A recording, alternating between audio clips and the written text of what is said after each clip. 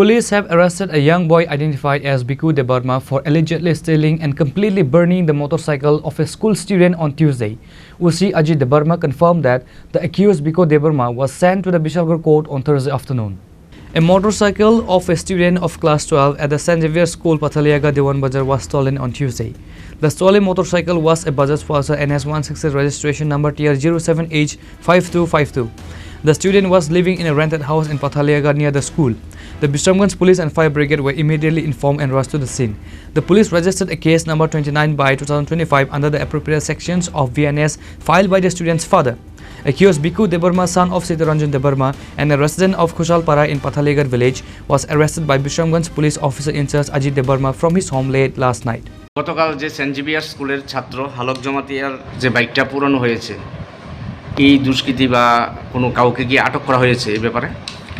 গতকাল যেটা একটা বাইক চুরি করে নিয়ে তার বাইকটা এনে অভিযুক্ত করেছিল, ওই ব্যাপারে একটা আমরা মামলা নথিভুক্ত করছি। আর ওই যে কেসের যে কালপিটকে আমরা ডিটেক্ট করতে সক্ষম হয়েছি। ওনার নামটা হচ্ছে বিকু দেববর্মা, বাবার নাম হচ্ছে তার সীতারঞ্জন দেববর্মা, বাড়ি পাঠিলাঘাট কুশালপাড়া।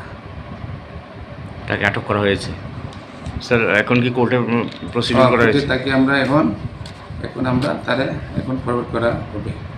স্যার এই কেস নাম্বার কত?